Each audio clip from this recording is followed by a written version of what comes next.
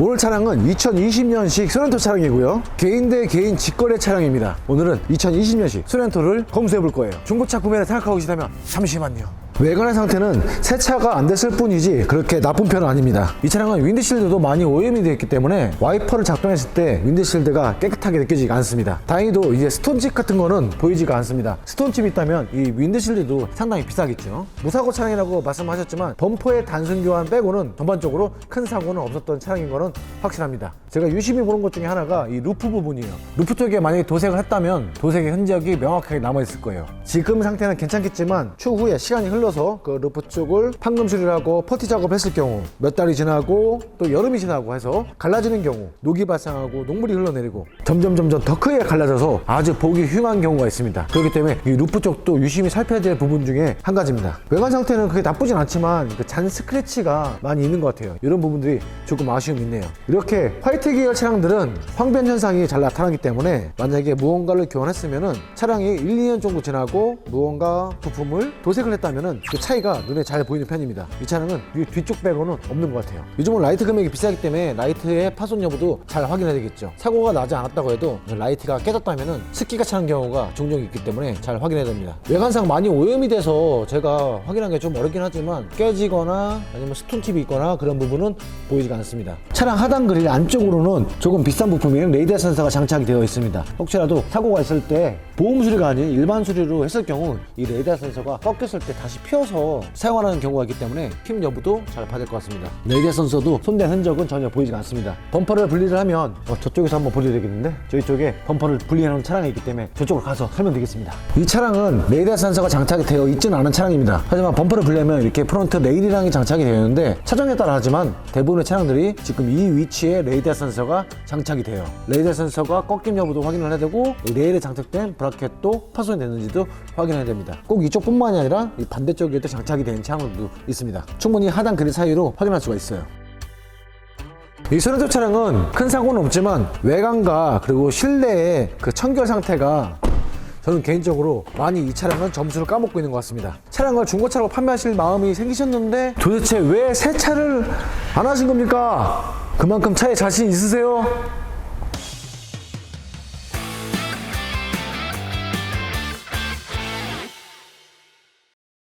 2020년식 소렌토 차량은 동일한 년식과 비슷한 주행거리를 비교했을 때 중고차 거래 가격이 대략 2천만원 후반에서 3천만원 초반대까지 그 금액대가 형성이 되는 것 같아요.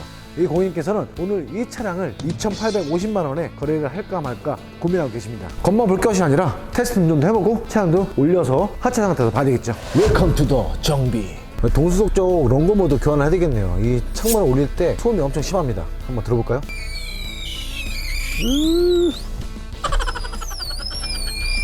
올라갈 때 내려갈 때 뒤쪽은 괜찮은 것 같아요. 동승석 쪽 앞쪽만 그러네요. 테스트 운전을 진행해 보겠습니다. 이 습식 DCT 차량은 저희 테스트 운전을 정확하게 잘 해봐야 됩니다. 각 변속 단수별로 변속이 잘 되는지도 유심하게 봐야 돼요. 동일 차종을 갖고 계신 유저분들은 아마도 알고 계실 거예요. 이 습식 DCT의 문제로 보증 수리를 받으신 분들이 의외로 많이 계시더라고요. 일단 천천히 변속감을 느껴보겠습니다. 변속이 안 되는 부분은 없고 변속 충격이 있거나 그런 부분은 없게 느껴집니다. 정비사인 제가 느끼는 부분들은 특유의 엔진 소리와 그리고 특유의 변속감, 그런 부분들은 정상적으로 봐도 될 것 같아요. 동일 엔진과 동일 미션이 장착된 차량들을 신차 때부터 주행거리가 많은 차량까지 여러 번 많이 운전을 해봤을 때 그 느껴지는 것들이 있습니다. 첫 번째, 과속 방지턱.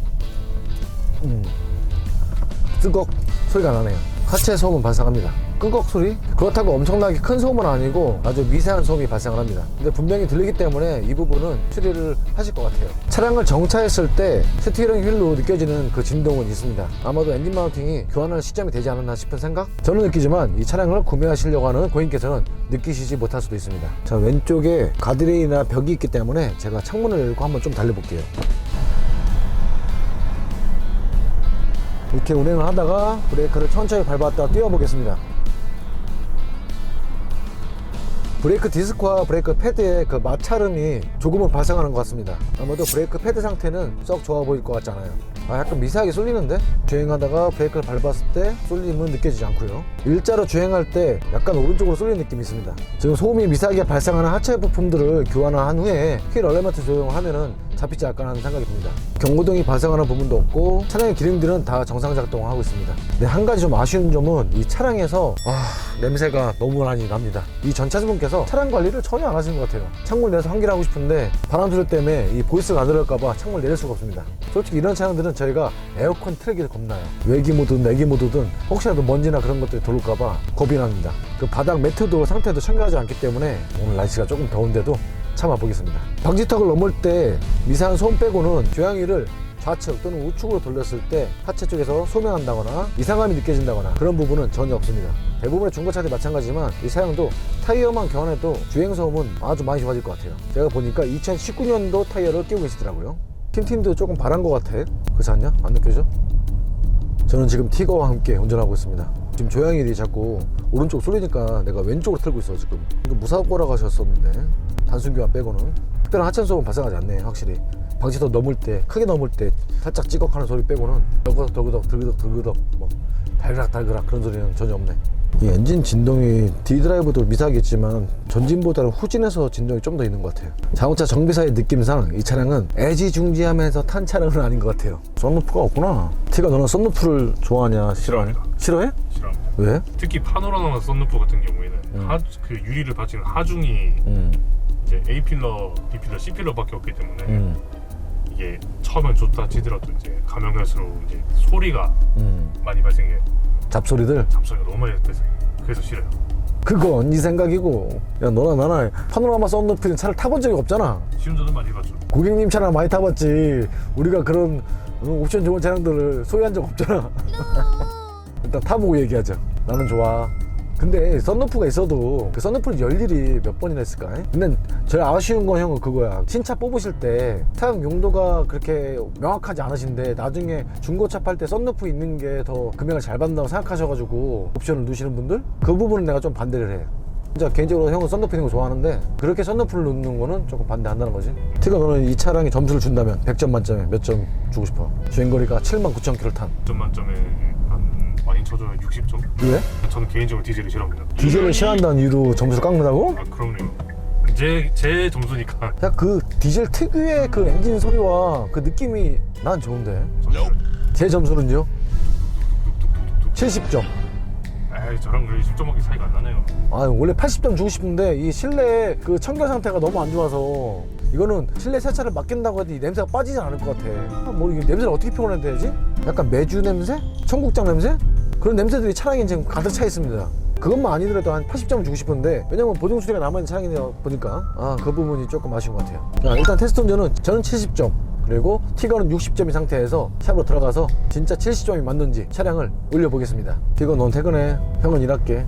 가서 와이프랑 놀아야지.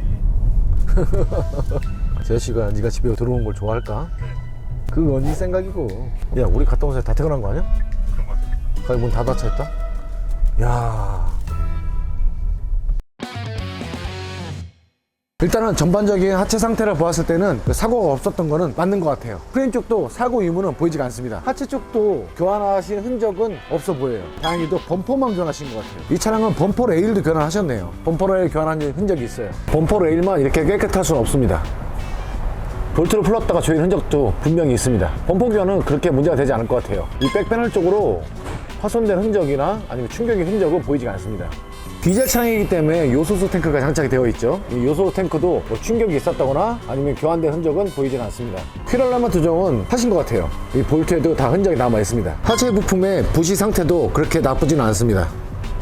의외로 이 부분에는 좀 부식이 보이네요. 왜 저 부분만 부식이 발생했는지 모르겠습니다. 하부 언더코팅은 되어 있지 않은 차량이고요. 자, 엔진 오일 누유를 확인해 보겠습니다. 일단은 미션 쪽은 오일 누유 부분이 없어요. 습식 DCT용 오일은 두 종류가 들어갑니다. 한 종류, 뭐 두 종류, 각기 다른 종류의 오일이 두 개가 들어가죠. 미션 쪽에 오일 누유 흔적은 보이지 않습니다. 앞쪽으로도 큰 사고의 흔적은 보이진 않습니다. 무언가 비싼 부품을 교환했다거나 호스를 풀었다가 다시 조였다거나 라디에이터를 교환했다거나 컴프레서적으로 무언가 교환했다거나 그런 흔적은 보이지 않아요. 이 엔진들은 실링캡이라는 곳에서 오일 누유가 발생을 하는데 그 부분도 명확하게 좀 봐야 될 것 같습니다. 심할 경우에는 미션과 엔진 사이 그 상단에서도 오일 누유가 발생하는데 이 차량은 깨끗하네요. 구동벨트 쪽에서도 어느 정도 확인이 가능한데 밑에서는 보이지 않습니다. 위쪽도 한번 봐야 봐야 되겠죠. CV 조인트의 부트 상태, 하체의 로암 상태, 그런 부분들도 좀 유심히 보겠습니다. 이 방지턱을 넘을 때 찌걱찌걱하는 소음이 조금 발생했었는데 그 부분은 아마도 제 생각에는 이 로암이 아닐까 생각합니다. 로암 쪽 부싱이 좀 많이 갈라졌어요.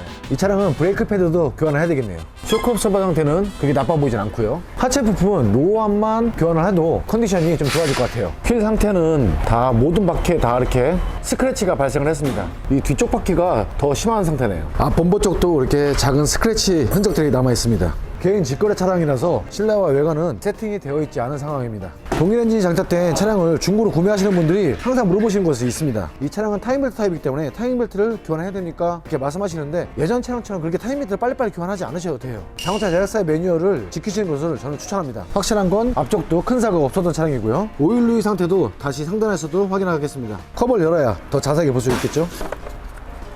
이렇게 커버가 씌워져 있어가지고 인젝터 쪽은 보기가 조금 어렵지만 그래도 이 틈새로 잘 볼 수가 있습니다. 혹시라도 인젝터 쪽에 연료에 누유 흔적이 있는지 확인하겠습니다. 연료 누유 흔적은 보이지가 않네요. 이 부분은 고압 펌프입니다. 고압 펌프 쪽에서도 누유의 흔적은 보이지 않습니다. 전혀 손댄 흔적이 보이지가 않기 때문에 이 차량은 정비사의 손길이 크게 가지 않은 차량이라고 생각합니다. 영상에서는 담기는 좀 어렵지만 벨트 테이셔너 상단 위쪽으로 보면은 실링캡이 있습니다. 그 실링캡에서 오일 누이가 종종 발생하는데 이 차량은 깨끗하네요. 수리를 받으신 건지 새고 있지 않은 건지는 그 부분은 제가 알 수가 없습니다. 근데 제가 생각하기에는 볼트와 너트를 풀었다 조인 흔적이 없기 때문에 새는 게 아니라고 생각합니다. 엔진 위쪽에서도 특별히 무언가 흔적을 찾거나 이상한 부위를 찾을 수는 없습니다. 이 엔진 특유의 그 소리가 나왔죠. 그 휘파람 소리라고 해야 되나? 마치 터보가 나간 것 같은 그런 소음이 나는데 그 부분은 이상이 있다고 볼 수는 없고 동일한 엔진들은 다 비슷한 소음이 나요. 동일한 엔진이 장착된 엔진을 타보지 않으셨으면 마치 터보가 나왔다고 생각하실 수가 있어요. 그 부분을 고객님께 좀 인지를 시켜드려야 될 것 같습니다. 저희 샵에 현재 같은 엔진 3대가 있는데 다 동일한 소리가 납니다.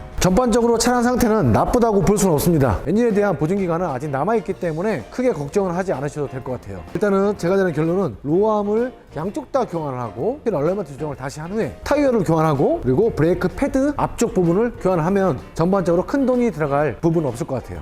가장 큰 돈이 들어갈 부분이 있네요. 실내 세차만 아주 깨끗하게 하면 이 차량은 좋을 것 같아요. 저는 자동차 정비사이기 때문에 중고차 금액이 비싼지 싼지는 제 스스로 판단하기는 어렵습니다. 현재 시세가 2천만 원 후반에서 3천만 원 초반까지 형성이 되어 있습니다. 여러분이 생각하시는 2020년식 7만 9천 킬로를 탄 소렌토의 적정 금액은 얼마일까요? 여러분이 생각하시는 거래 금액을 댓글로 남겨주세요. 터무니없이 막 그렇게 금액을 막 후려쳐서 그런 금액은 말고요. 정말 적정 금액, 내 차라면 내가 팔 때 금액, 그럼 좀 더 비싸게 받고 싶겠지? 모르겠다. 이 금액이 어떻게 형성이 되는 거지? 이 중고차 금액은 어떻게 형성이 되는 걸까요? 그 부분도 아시는 분은 댓글로 부탁드립니다. 자, 이렇게 오늘 이야기를 마무리하겠습니다. 오늘도 함께 해주셔서 진심으로 감사드리고 다음 시간에도 카멘 패밀리들의 즐거운 정비숍 이야기로 돌아오겠습니다. 다음번에도 자동차 정비 이야기도 있고 중고차 검수 콘텐츠도 이야기되어 있어요. 그 차량은 아마 또 고객님이 구매를 하시고 오실 것 같아요. 제발 좋은 걸로 사셨어야 되는데. 이렇게 전반적으로 관리가 안 된 차량들은 대부분이 에어컨 필터의 오염이 엄청나게 심할 거라고. 진짜 궁금하다. 이 냄새가 엄청났거든. 보자마자 이렇게 이게 또 시커먼 게 뭔가 보이긴 하는데 이게 깨끗해 보여도 깨끗한 게 아닙니다. 안에 먼지가 시커멓게 아주 꽉꽉 차 있어요. 어쩐지 그 느낌 아시잖아요. 그 에어컨을 틀었을 때 먼지의 냄새 같은 느낌? 그런 게 좀 있었어요. 그래서 저는 에어컨을 틀지 않았습니다.